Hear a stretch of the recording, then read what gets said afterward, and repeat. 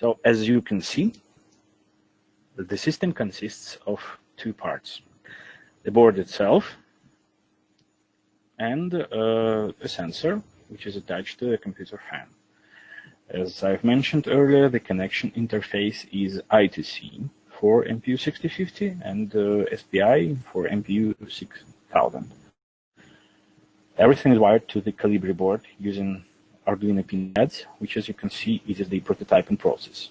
And the sensor board is placed on top of the CPU fan and is secured on a mounting tape. Now the model predicts that the motor is turned off, and soon I will turn it on, turn the power supply on to make the motor spin. So the prediction level is 99.6%. This is the response from the model, which runs on the Toradex board in the secure environment provided by the Amazon Greengrass. So I'm turning it on, and as you can see in this model, the model predicts that the motor is spinning correctly without any structural changes. You see that the prediction level is almost 100%, so it's pretty accurate.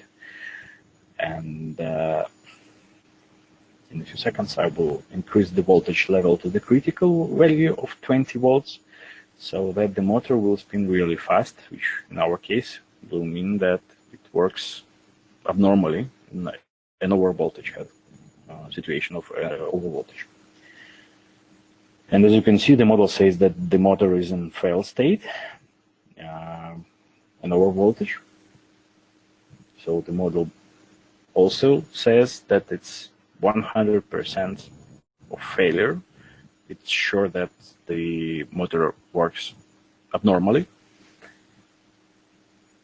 So now I will decrease the voltage in order not to burn the motor. So we are almost back to the normal operation mode, 12 volts. And another example I would like to show you is the situation when the obstruction happens. So in order to show you the obstruction situation, I need to put the rubber. You can see on the top left level. So as you can see, the model detects obstruction itself. So 12 volts is normal operation mode, but since the obstruction is on the blades, so it shows that the obstruction is detected, and it's also in fail state with the prediction percentage to 100%. So now it went back to normal. So the concept, as you can see, is working correctly.